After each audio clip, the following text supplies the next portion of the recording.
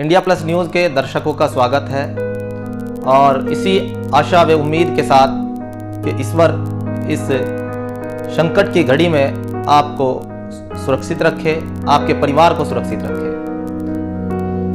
आप सभी लगातार मीडिया के माध्यम से देख रहे हैं कि किस तरह के हालात चल रहे हैं। सोशल मीडिया से लेकर प्रिंट मीडिया तक लगातार एक ही बात चल रही है कि जो वर्तमान स्थिति है उसको कैसे काबू किया जाए, और हमारा प्रयास लगातार जारी है। हम फील्ड में जा रहे हैं ऐसी घड़ी में जब काफ़ी लोग जो हैं अपने घरों में रहना पसंद कर रहे हैं, हम तब भी फील्ड में जा रहे हैं। हालांकि लगातार हमसे ये कहा जा रहा है कि आप लोग भी थोड़ा एहतियात बरतें, फील्ड में ना जाएं। लेकिन इस संकट की घड़ी में अगर हम अपने कदमों को रोक लेते हैं तो शायद बहुत सारी चीजें ऐसी हैं जो पत्रकारिता के क्षेत्र में उचित नहीं होंगी, क्योंकि अगर पत्रकार अपनी जिम्मेदारी से मुंह मोड़ लेता है तो कहीं ना कहीं इस बात की तरफ इशारा करता है कि लोकतंत्र के लिए वो उसकी सेहत के लिए अच्छा नहीं है। हम लगातार जा रहे हैं अपनी हालांकि हम जितना अपने आप को बचाने का प्रयास कर सकते हैं कर रहे हैं, लेकिन साथ साथ जब हम जा रहे हैं तो कुछ चीजें हमारे सामने भी आ रही हैं। कई तरह की विचारधाराएं इस समय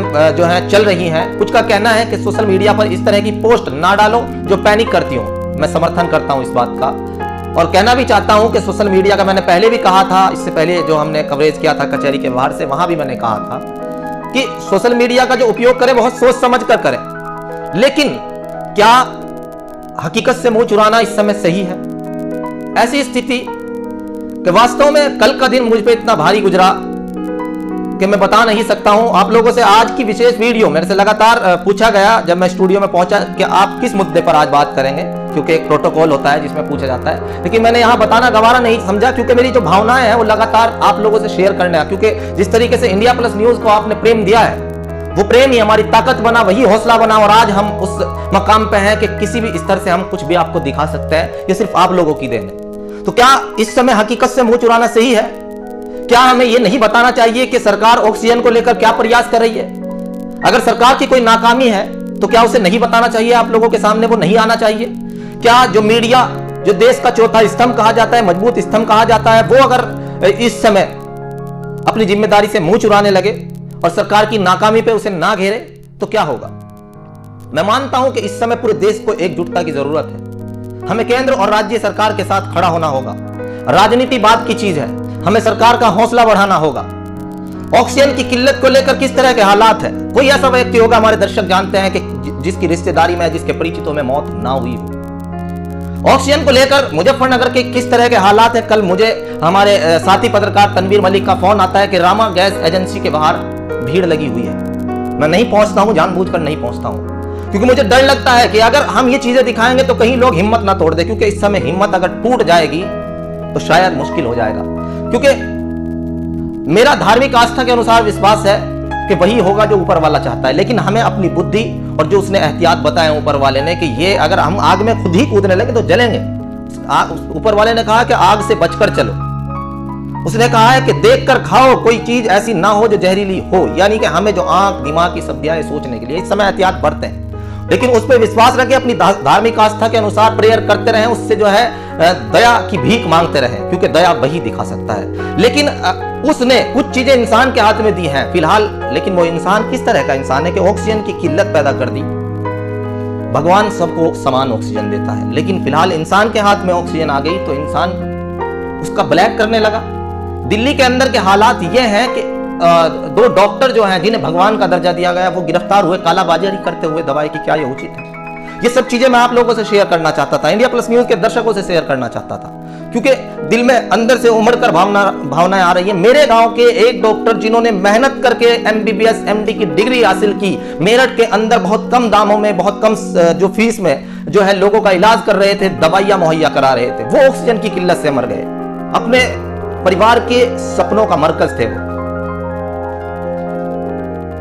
इस तरह की स्थिति है, लेकिन सरकार जो सुप्रीम कोर्ट है उसने सख्त संज्ञान लेते हुए ऐसी लताड़ लगाई कि मेरे ख्याल से अभी तक इस तरह से लताड़ शायद सुप्रीम कोर्ट ने नहीं लगाई होगी। 10 पॉइंट कहे वो मैं दर्शकों को बताना चाहूंगा। सुप्रीम कोर्ट ने सुनवाई करते हुए कहा, यह राष्ट्रीय संकट का समय है, हम मूक दर्शक बने नहीं रह सकते। अस्पताल में भर्ती होने को लेकर कोई राष्ट्रीय नीति होनी चाहिए। वैक्सीन की अलग अलग कीमत पर केंद्र सरकार क्या कर रहा है? यह राष्ट्रीय आपदा का वक्त है। देश की सबसे बड़ी अदालत होने के नाते हम जिंदगी को बचाने की हर कोशिश करेंगे। कोरोना वैक्सीन की कीमतें राज्यों और निजी अस्पतालों के लिए क्यों अलग अलग, और साथ में ये सरकार ने को कहा गया कि बताए सरकार कि ड्रग्स कंट्रोल एक्ट और पेटेंट एक्ट के तहत कीमतें नियंत्रित करने की शक्तियां, इन शक्तियों का इस्तेमाल इस महामारी के समय नहीं किया जाएगा तो कब किया जाएगा? 1 मई से 18 साल के ऊपर लगेगी वैक्सीन, भीड़ के दबाव को लेकर।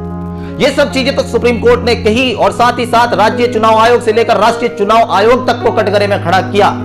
क्योंकि जिस तरीके से पंचायत चुनावों में मेरे टीचर का मुझ पे फोन आता है, वो मुझसे कहते हैं कि शाहीम आप पत्रकार हो, आप दिखाएं किस तरह की अव्यवस्था है। लेकिन हम किसी चीज को लेकर लगातार लिखते भी हैं, लेकिन प्रशासन ध्यान नहीं दिया उस चीज पर। फिलहाल जिस तरह के हालात रहे वो सब चीजें आपके सामने हैं, लेकिन कहीं ना कहीं कमी रही है।